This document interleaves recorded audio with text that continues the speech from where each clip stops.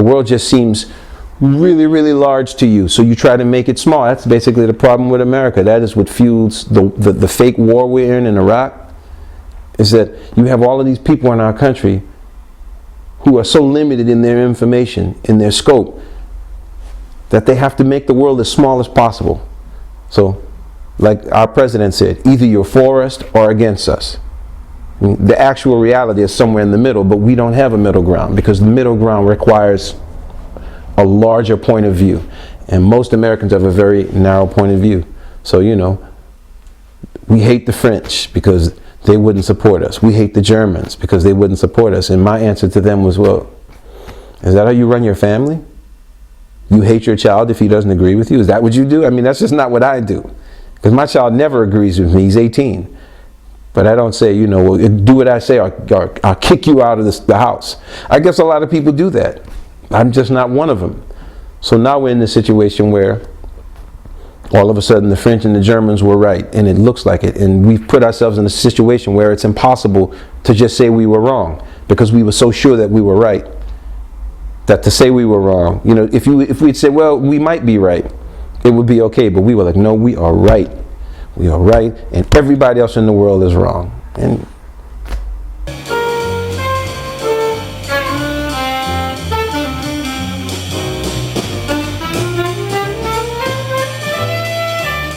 I can't believe what I'm hearing from America. I can't believe it. So say, okay, well, they didn't find the weapons of mass destruction, but he was still going to kill us. How? He doesn't have any weapons. Yeah, but he wanted to. I'm like, okay, great. More power to you.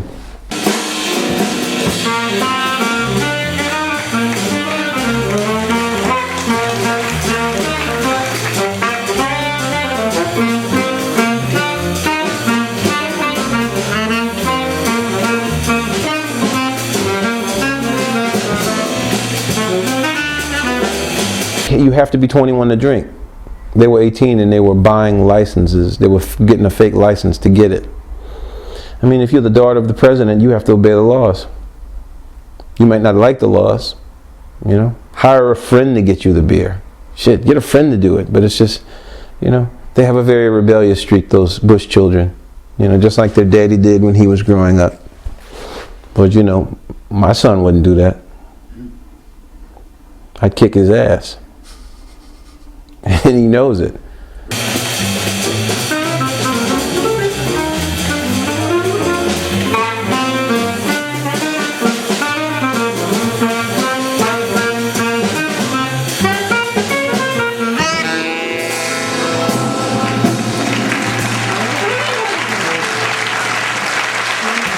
I'm just glad that my parents instilled me with a certain level of intellectual curiosity at an early age.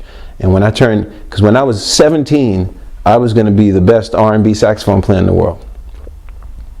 And then I was in an R&B band when I was 19, and I was standing on stage saying, there's got to be something better than this.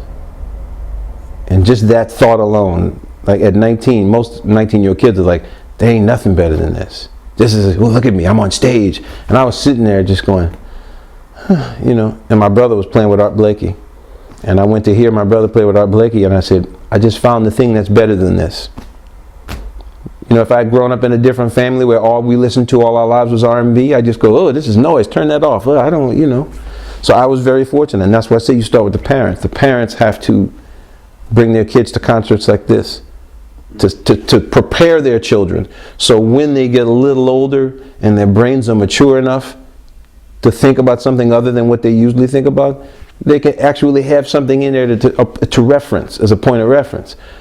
But if you grow up listening to, watching Viva your entire young years, that's all you watch, MTV and Viva, and your parents watch it with you, and you read these magazines about stars, and you read Stern, and that's all you read. And you turn 20, 21, I mean, what is your point of reference? Viva, MTV, Stern.